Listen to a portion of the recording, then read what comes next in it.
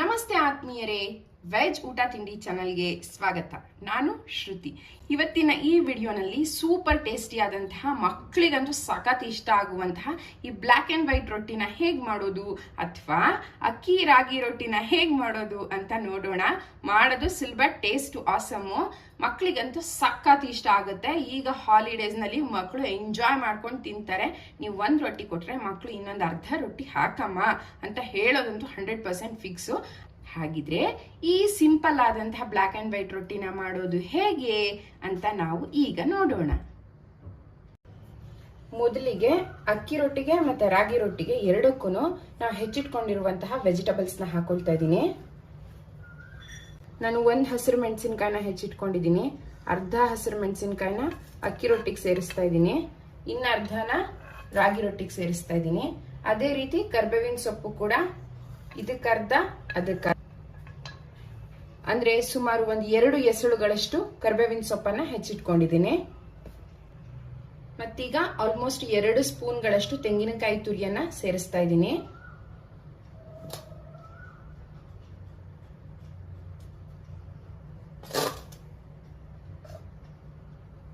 ನಾವ್ ಎಷ್ಟೇ ಕಾಯಿ ಚಟ್ನಿ ಮಾಡಿದ್ರು ಕೂಡ ರೊಟ್ಟಿಗೆ ಒಂದ್ ಸ್ವಲ್ಪ ಕಾಯಿ ತುರಿ ಹಾಕಿದ್ರೇನೆ ಆ ರೊಟ್ಟಿ ರುಚಿ ಚೆನ್ನಾಗಿ ಬರುತ್ತೆ. ಹಾಗಾಗಿ ಹಸಿ ತೆಂಗಿನಕಾಯಿ ತುರಿಯನ್ನ ಸೇರಿಸ್ಕೊತಾ ಇದ್ದೀನಿ. ಹಾಗೆ 1-2 ಚಿಟಿಕೆಯಷ್ಟು ಡ್ರೈ ಜಿಂಜರ್ ಪೌಡರ್ನ ಆಡ್ ಮಾಡ್ತಾ ಇದ್ದೀನಿ. ನೀವು ಹಸಿ ಶುಂಠಿಯನ್ನ ಬೇಕಾದ್ರೂ ಸಿಪ್ಪೆ ತೆಗೆದು ತುರಿದು ಹಾಕೊಳ್ಬಹುದು. ಇಲ್ಲ ಅಂತಂದ್ರೆ ಈ ರೀತಿ ಶುಂಠಿ ಪುಡಿಯನ್ನ ಕೂಡ ಸೇರಿಸ್ಕೊಳ್ಬಹುದು.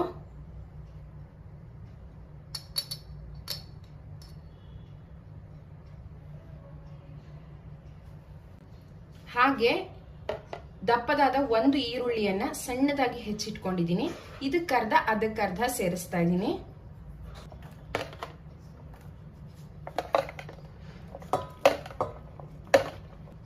ಈಗ 1 ಟೀ ಸ್ಪೂನ್ ಕುಕಿಂಗ್ ಆಯಿಲ್ ನ ಸೇರಿಸ್ಕೊಳ್ಳೋಣ.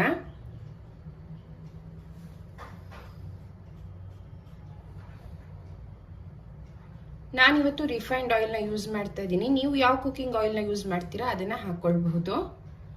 ಇಷ್ಟಾದ್ಮೇಲೆ ಒಂದ್ಸಲಿ ನೀಟಾಗಿ ನಾವು ಇದನ್ನ ಮಿಕ್ಸ್ ಮಾಡ್ಕೊಂಡ್ಬಿಡೋಣ. ಯಾಕೆಂದ್ರೆ ಈರುಳ್ಳಿ ಚೂರುಗಳು ಒಂದೊಂದು ದಪ್ಪ ದಪ್ಪ ಇರುತ್ತಲ್ವಾ, ಹಾಗಾಗಿ ಒಮ್ಮೆ ಕ್ಲೀನ್ ಆಗಿ ಹೀಗೆ ಮಿಕ್ಸ್ ಮಾಡ್ಕೊಳ್ಳೋಣ. ಇಷ್ಟೇ ಹಾಕ್ಬೇಕು ಅಂತ ಏನಿಲ್ಲ, ನಾನು ಸಿಂಪಲ್ ಆಗಿ ಮಾಡ್ತಾ ಇದ್ದೀನಿ. ನಿಮಗ್ ಬೇಕು ಅಂತಂದ್ರೆ ಯಾವುದೇ ತರಕಾರಿಗಳು ಸೊಪ್ಪುಗಳನ್ನ ಕೂಡ ಸೇರಿಸ್ಕೊಳ್ಬಹುದು. ಅಂದ್ರೆ ಗಡ್ಡೆಕೋಸು, ಕ್ಯಾರೆಟ್ ಅದನ್ನ ತುರಿದು ಹಾಕೊಳ್ಬಹುದು, ಅಥವಾ ಮೆಂತ್ಯದ ಸೊಪ್ಪು, ಸಬ್ಸಿಗೆ ಸೊಪ್ಪು ಅದನ್ನು ಕೂಡ ಸೇರಿಸ್ಕೊಳ್ಬಹುದು. ಇವನ್ ಕೊತ್ತಂಬರಿ ಸೊಪ್ಪನ್ನು ಕೂಡ ಹಾಕೊಳ್ಬಹುದು. ಆದ್ರೆ ನಾನ್ ಸಿಂಪಲ್ ಆಗಿ ಪಟ ಪಟ ಪಟ ಅಂತ ಬೇಗ ಬೇಗ ಆಗೋ ಹಾಗೆ ಮಾಡ್ತಾ ಇದ್ದೀನಿ. ಇದು ಬ್ಲಾಕ್ ಕಲರ್ ವೈಟ್ ಕಲರ್ ಎರಡೂ ಇರೋದ್ರಿಂದ ಮಕ್ಕಳು ಇದನ್ನ ಅಕ್ಕಿ ರೊಟ್ಟಿ ರಾಗಿ ರೊಟ್ಟಿ ಅನ್ನೋಕ್ಕಿಂತ ಬ್ಲಾಕ್ ಅಂಡ್ ವೈಟ್ ರೊಟ್ಟಿ ಅಂತ ಇಷ್ಟಪಟ್ಟು ತಿಂತಾರೆ. ಇದೀಗ ಈ ಮಿಶ್ರಣ ತಯಾರಾಗಿದೆ.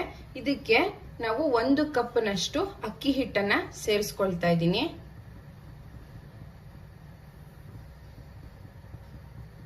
ಹಾಗೆ ಇದಕ್ಕೆ 1 ಕಪ್ನಷ್ಟು ರಾಗಿ ಹಿಟ್ಟನ್ನ ಸೇರಿಸ್ಕೊಳ್ತಾ ಇದ್ದೀನಿ. ಈಗ ರಾಗಿ ಹಿಟ್ಟನ್ನ ಸೇರಿಸ್ತಾ ಇದ್ದೀನಿ. ನಮ್ಗೆ ಎಷ್ಟು ಕ್ವಾಂಟಿಟಿನಲ್ಲಿ ರೊಟ್ಟಿ ಬೇಕೋ ಅದಕ್ಕೆ ತಕ್ಕನಾಗೆ ನಾವು ಅಕ್ಕಿ ಹಿಟ್ಟು ಮತ್ತೆ ರಾಗಿ ಹಿಟ್ಟನ್ನ ಸೇರಿಸ್ಕೊಳ್ಬೇಕು. ಹಾಗೆ ಇದಕ್ಕೂ ರುಚಿಗೆ ತಕ್ಕಷ್ಟು ಉಪ್ಪು, ಇದಕ್ಕೂ ರುಚಿಗೆ ತಕ್ಕಷ್ಟು ಉಪ್ಪು. ಈಗ ಈ ಹಿಟ್ಟನ್ನ ನಾವು ಸ್ವಲ್ಪ ಉಗುರು ಬೆಚ್ಚಗಿನ ನೀರನ್ನ ಸೇರಿಸ್ಕೊಂಡು ಕಲ್ಸ್ಕೊಳ್ಳೋಣ. ಬಿಸಿ ಬಿಸಿ ನೀರು, ತುಂಬಾ ಕುದಿಯೋ ನೀರನ್ನ ಹಾಕ್ಬೇಡಿ, ಒಂಥರ ಹಿಟ್ಟು ಬೆಂದ ಹಾಗಾಗ್ಬಿಡತ್ತೆ. ತೀರಾ ತಣ್ಣೀರ್ ಹಾಕಿದ್ರು ಬೈಂಡಿಂಗ್ ಅಷ್ಟೇ ಚೆನ್ನಾಗಿ ಆಗಲ್ಲ. ಹಾಗಾಗಿ ಸ್ವಲ್ಪ ಬೆಚ್ಚಗಿನ ನೀರಿನಲ್ಲಿ ಈ ಹಿಟ್ಟನ್ನ ಚೆನ್ನಾಗಿ ಕಲ್ಸ್ಕೊಂಡ್ರೆ, ಸ್ವಲ್ಪ ಗಟ್ಟಿಯಾಗಿ ಕಲಿಸ್ಕೊಂಡ್ರೆ ರೊಟ್ಟಿ ಸೂಪರ್ ಆಗಿ ಬರುತ್ತೆ. ಈಗ ಸ್ವಲ್ಪ ಸ್ವಲ್ಪ ನಮ್ಗೆ ಎಷ್ಟು ಬೇಕು ನಮ್ಮ ಹಿಟ್ಟಿಗೆ ಆ ಹದ ನೋಡ್ಕೊಂಡು ಇದನ್ನ ಕಲ್ಸ್ಕೊಳ್ಳೋಣ.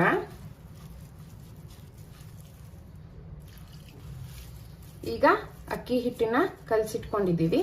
ಇದೇ ರೀತಿ ರಾಗಿ ಹಿಟ್ಟನ್ನು ಕಲ್ಸಿಟ್ಕೊಳ್ಳೋಣ. ಅಂದ್ರೆ ನಾವು ತುಂಬಾ ನೀರಾಗಿ ಕಲ್ಸ್ಕೊಂಡಿಲ್ಲ. ನೀವು ನೋಡಬಹುದು, ಈ ತರ ಕೈಗೆ ಹಿಟ್ಟು ತಗೊಂಡು ಒಂದು ಉಂಡೆ ಮಾಡಿದ್ರೆ ಹೀಗೆ ನೀಟಾಗಿ ಗಟ್ಟಿಯಾಗಿ ಒಂದು ಉಂಡೆ ತರ ಬರುತ್ತೆ. ಈ ಅದಕ್ಕೆ ನಾವು ಹಿಟ್ಟನ್ನ ಕಲ್ಸ್ಕೊಂಡಿದೀವಿ.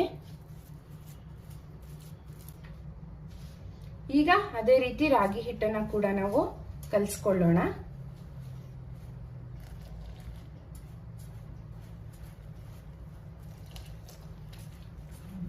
ಮನೆಯಲ್ಲಿ ಕೆಲವ್ರಿಗೆ ರಾಗಿ ರೊಟ್ಟಿ ಇಷ್ಟ ಇರುತ್ತೆ, ಇನ್ ಕೆಲವ್ರಿಗೆ ಅಕ್ಕಿ ರೊಟ್ಟಿ ಇಷ್ಟ ಇರುತ್ತೆ. ಮಕ್ಕಳು ಅಮ್ಮ ಅದೇ ರೊಟ್ಟಿ ಮಾಡ್ತೀಯಾ ಬೋರ್ ಅಂತ ಹೇಳ್ತಾ ಇರ್ತಾರೆ. ಅಂತ ಸಂದರ್ಭದಲ್ಲಿ ಈ ರೀತಿ ಅರ್ಧ ಅಕ್ಕಿ ಹಿಟ್ಟು ಅರ್ಧ ರಾಗಿ ಹಿಟ್ಟು ಹಾಕಿ ಬ್ಲಾಕ್ ಅಂಡ್ ವೈಟ್ ರೊಟ್ಟಿ ಮಾಡ್ಕೊಟ್ರೆ ಮಕ್ಳಿಗಂತೂ ಅಟ್ರಾಕ್ಟಿವ್ ಆಗಿರುತ್ತೆ. ಮತ್ತೆ ತಿನ್ನೋರ್ಗೂ ಅದೇ ಬ್ರೇಕ್ಫಾಸ್ಟ್ ಒಂದ್ಸಲ ಸ್ವಲ್ಪ ಡಿಫ್ರೆಂಟ್ ಆಗಿದೆಯಪ್ಪ ಚೆನ್ನಾಗಿದೆ ಅನ್ಸುತ್ತೆ. ಒಂದ್ಸಲ ಟ್ರೈ ಮಾಡಿ ನೋಡಿ. ಈಗ ನಾವು ಅಕ್ಕಿ ರೊಟ್ಟಿ ಹಿಟ್ಟು ರಾಗಿ ರೊಟ್ಟಿ ಹಿಟ್ಟು ಎರಡನ್ನೂ ಕಲ್ಸ್ಕೊಂಡಿದೀವಿ. ಮತ್ತೆ ನಾನು ಕಬ್ಬಿಣದ ಕಾವಲಿನ ತಗೊಂಡಿದ್ದೀನಿ. ನೀವು ಡೈರೆಕ್ಟ್ ಆಗಿ ಈ ರೀತಿ ಕಾವಲಿ ಮೇಲೆ ಬೇಕಾದ್ರೂ ತಟ್ಟಬಹುದು. ಇಲ್ಲ ಈ ತರ ತಟ್ಟಕ್ ಇಷ್ಟ ಇಲ್ಲ, ನಾನು ಬೇರೆ ತರ ಮಾಡ್ತೀನಿ ಅನ್ನೋದಾದ್ರೆ ಈ ಬಟರ್ ಪೇಪರ್ ಬರುತ್ತಲ್ಲ, ಬಟರ್ ಪೇಪರ್ ಮೇಲೆ ಬೇಕಾದ್ರೂ ತಟ್ಟಿ ಇದ್ರ ಮೇಲೆ ಹಾಕಬಹುದು. ಇಲ್ಲ ಬಾಳೆ ಎಲೆ ಮೇಲೆ ತಟ್ಟಿ ಇದ್ರ ಮೇಲೆ ಹಾಕಬಹುದು. ಇಲ್ಲ ಒಬ್ಬಟ್ಟಿನ ಪೇಪರ್ ಇದ್ರೆ ಅದ್ರಲ್ಲಿ ತಟ್ಟಿ ಹಾಕಬಹುದು. ನಿಮ್ಗೆ ಯಾವ್ದು ಸೂಕ್ತ ಆ ರೀತಿ ತಟ್ಟಿ ಹಾಕಬಹುದು. ಆದ್ರೆ ನಾನ್ ಸಾಮಾನ್ಯ ಈ ತರ ಡೈರೆಕ್ಟ್ ಆಗಿ ಕಾವಲಿ ಮೇಲೆ ತಟ್ತೀನಿ. ಇದಕ್ಕೆ ಏನಂದ್ರೆ ನಾನು ಕಾವಲಿನ ಇನ್ನೂ ಕಾಯಿಸಿಲ್ಲ, ತಣ್ಣನೆ ಕಾವಲಿ. ಅದಕ್ಕೆ ಸ್ವಲ್ಪ ಕುಕಿಂಗ್ ಆಯಿಲ್ ಅನ್ನ ಹಾಕೊಳ್ತಾ ಇದೀನಿ. ನೀಟಾಗಿ ಈ ರೀತಿ ಕುಕಿಂಗ್ ಆಯಿಲ್ ನ ಸ್ಪ್ರೆಡ್ ಮಾಡ್ಕೊಂಡ್ಬಿಡೋಣ. ಅಂದ್ರೆ ಈ ಹಂಚಿಗೆ ನೀಟಾಗಿ ಎಣ್ಣೆನ ಎಲ್ಲ ಬಳಿ ಬರೋ ತರ ಹಚ್ಕೊಳ್ಳೋಣ, ಸವರ್ಕೊಳ್ಳೋಣ.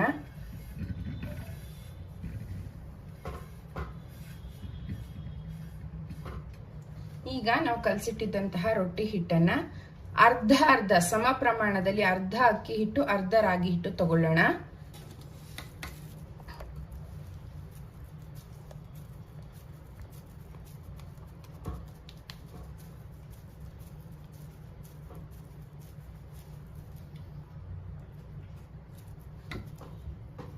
ನಮ್ಮ ರೊಟ್ಟಿ ಹಿಟ್ಟು ಎಷ್ಟು ಪರ್ಫೆಕ್ಟ್ ಆಗಿದೆ ಹದ ಅಂದ್ರೆ ನೋಡಿ, ಕೈಗೆ ಒಂದ್ ಚೂರೇ ಚೂರು ಹಿಟ್ಟು ಅಂಟ್ತಾ ಇಲ್ಲ. ಈ ತರ ಹದಕ್ಕೆ ಕಲಸ್ಕೊಂಡ್ಬಿಟ್ರೆ ಹಿಟ್ಟು ಕಾವಲಿಗೂ ಕೂಡ ಅಂಟಲ್ಲ, ರೊಟ್ಟಿ ಕ್ಲೀನ್ ಆಗಿ ಬರುತ್ತೆ.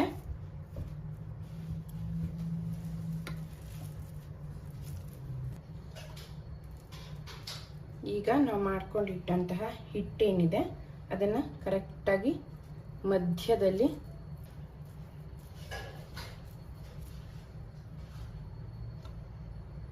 ಹೀಗೆ ಸೇರಿಸಿ ಇಟ್ಕೊಳ್ಳೋಣ. ಈಗ ಇದನ್ನ ತಟ್ಟಿದ್ರೆ ಆಯ್ತು.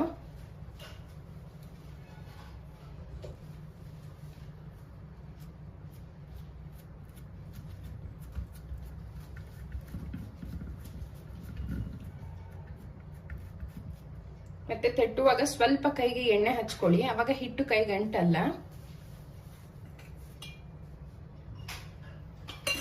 ಒಂದು 1/4 ಸ್ಪೂನ್ ಅಷ್ಟು ಎಣ್ಣೆನ ಚೂರು ಹೀಗೆ ಕೈಗೆ ಹಚ್ಕೊಂಡ್ರೆ ಆಯ್ತು. ನೀಟಾಗಿ ಸ್ಪ್ರೆಡ್ ಮಾಡಬಹುದು.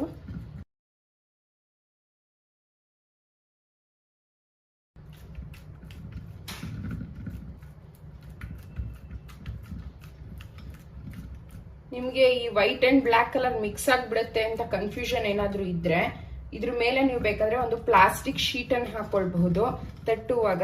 ಅವಾಗ ಈ ಸೈಡ್ ಇಂದ ಆ ಸೈಡ್ಗೆ ಸ್ಪ್ರೆಡ್ ಆಗುತ್ತೆ ಅನ್ನೋ ಕನ್ಫ್ಯೂಷನ್ ಇರಲ್ಲ. ಇಲ್ಲ ಅಂದ್ರೆ ಬಟರ್ ಪೇಪರ್ ಹಾಕೊಳ್ಬಹುದು, ಬಾಳೆ ಎಲೆ ಹಾಕೊಳ್ಬಹುದು, ನಾನು ಆಗ್ಲೇ ಹೇಳಿದ ಹಾಗೆ. ಇಲ್ಲ ಹೀಗೂ ತಟ್ತೀವಿ ಅಭ್ಯಾಸ ಇದೆ ಅಂದ್ರೆ ಬೇಕಾದ್ರೆ ಹೀಗೂ ತಟ್ಟಬಹುದು.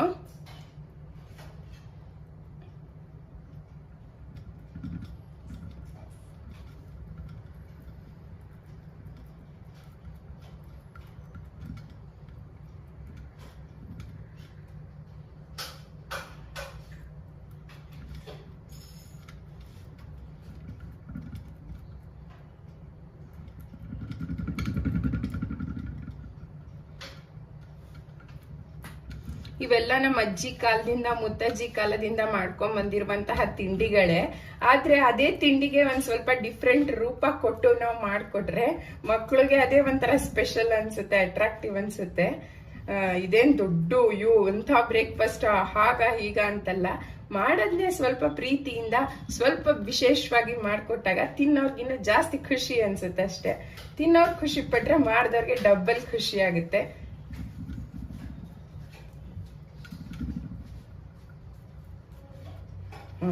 ನೋಡಿ, ಈಗ ಈ ಕಡೆ 50% ರಾಗಿ ರೊಟ್ಟಿ, ಈ ಕಡೆ 50% ಅಕ್ಕಿ ರೊಟ್ಟಿ ತಯಾರಾಗಿದೆ.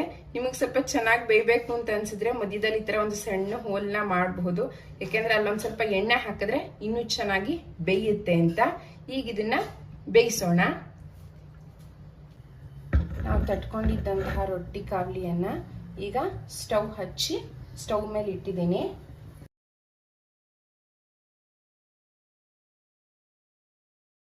ಇದಕ್ಕೆ ಎಣ್ಣೆ ಹಾಕ್ಲೇಬೇಕಂತೇನಿಲ್ಲ, ಆದರೆ ಸ್ವಲ್ಪ ಈ ರೀತಿ ಎಣ್ಣೆ ಬಿಟ್ರೆ ರುಚಿ ಸೂಪರ್ ಆಗಿ ಬರುತ್ತೆ, ಮತ್ತೆ ಸ್ವಲ್ಪ ಲೈಟಾಗಿ ಕ್ರಿಸ್ಪಿಯಾಗಿ ಕೂಡ ಬರುತ್ತೆ ರೊಟ್ಟಿ. ಹಾಗಾಗಿ ನಿಮ್ಗೆ ಎಷ್ಟು ಬೇಕಷ್ಟು ಮೇಲೆ ಲೈಟಾಗಿ ಒಂದು ಅರ್ಧ ಚಮಚದಷ್ಟು ಎಣ್ಣೆನ ಹಾಕ್ಕೊಳ್ಳೋದು. ಆಮೇಲೆ ಇದನ್ನ ಮುಚ್ಚಿ ಒಂದು 3 ನಿಮಿಷಗಳ ಕಾಲ ಬೇಯಿಸ್ಬೇಕು. ಈಗ ಇದನ್ನ ಮುಚ್ಚಿದೀವಿ, ಒಂದು 3 ನಿಮಿಷ ಆದ್ಮೇಲೆ ಇದನ್ನ ತೆಗೆದು ನೋಡೋಣ.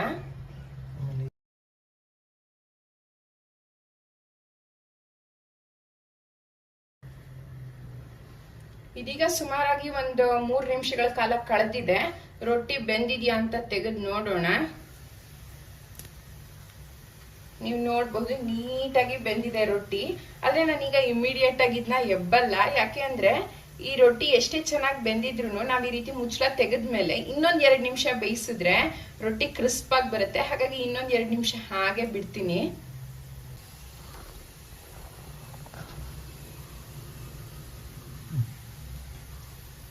ಈಗ ನೀವು ಅಬ್ಸರ್ವ್ ಮಾಡಬಹುದು, ಸುತ್ತ ತಾನಾಗಿ ಹೇಳ್ತಾ ಇದೆ, ಅಂದ್ರೆ ಕಾವ್ಲಿಗೆ ಒಂದು ಚೂರು ಅಂಟ್ತಾ ಇಲ್ಲ.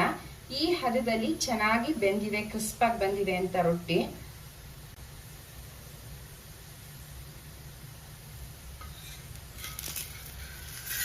ನಮ್ಮನೆಯಲ್ಲೆಲ್ಲ ಸ್ವಲ್ಪ ಗಟ್ಟಿಯಾಗಿದ್ರೆ ರೊಟ್ಟಿನ ಇಷ್ಟಪಡ್ತಾರೆ, ಅಂದ್ರೆ ಕ್ರಿಸ್ಪ್ ಆಗಿರ್ಬೇಕು, ಗರಿಯಾಗಿರ್ಬೇಕು, ಆ ತರ ರೊಟ್ಟಿನ ಇಷ್ಟಪಡ್ತಾರೆ. ಇನ್ ಕೆಲವರು ಸಾಫ್ಟ್ ರೊಟ್ಟಿನ ಇಷ್ಟಪಡ್ತಾರೆ. ನಿಮಗ್ ಸಾಫ್ಟ್ ರೊಟ್ಟಿ ಬೇಕು ಅಂದ್ರೆ 1 ನಿಮಿಷ ಮುಂಚೆನೆ ಎಬ್ಬಿ.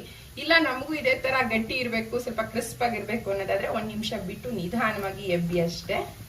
ಈಗ ನೋಡಿ ಒಂಚೂರು ಅಂಟಿಲ್ಲ, ತಾನಾಗೆ ರೊಟ್ಟಿ ಬಿಟ್ಟು ಬರ್ತಾ ಇದೆ ಕಾವ್ಲಿಯಿಂದ.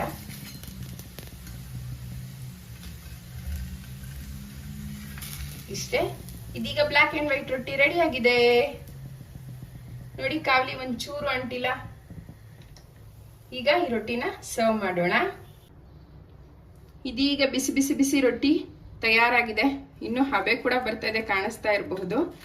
ಈ ರೊಟ್ಟಿಗೆ ಕಾಂಬಿನೇಷನ್ ಅಲ್ಲಿ ನಾನಿವತ್ತು ಕಾಯಿ ಚಟ್ನಿ ಮಾಡಿದ್ದೀನಿ.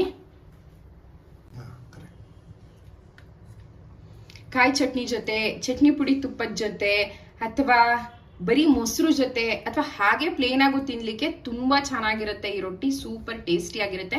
ನಿಮಗ್ ಬೇಕು ಅಂದ್ರೆ ಸ್ವಲ್ಪ ಜೀರಿಗೆನೂ ಸೇರಿಸ್ಕೊಳ್ಬಹುದು ಈ ರೊಟ್ಟಿಗೆ, ರೊಟ್ಟಿ ತಟ್ಟುವಾಗ. ಆದ್ರೆ ನಾನಿವತ್ತು ಜೀರಿಗೆನ ಆಡ್ ಮಾಡಿಲ್ಲ, ಬದಲಾಗಿ ಸ್ಕಿಪ್ ಮಾಡಿದೀನಿ. ಸೊ ನಿಮ್ಮನೆಯಲ್ಲೂ ಕೂಡ ಈ ರೀತಿಯಾದಂತಹ ಬ್ಲಾಕ್ ಅಂಡ್ ವೈಟ್ ರೊಟ್ಟಿನ ಮಾಡಿ ಹೇಗ್ ಬಂತು, ಮಕ್ಳು ಇಷ್ಟಪಟ್ರ ಏನು ಅನ್ನೋದನ್ನ ನನಗೆ ಕಮೆಂಟ್ ಸೆಕ್ಷನ್ ಅಲ್ಲಿ ತಿಳಿಸೋದನ್ನ ಮರಿಬೇಡಿ.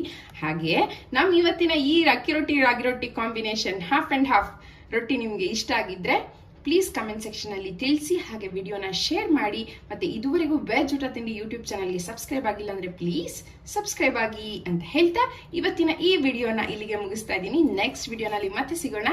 ಅಲ್ಲಿ ತನಕ ಹ್ಯಾಪಿ ಈಟಿಂಗ್.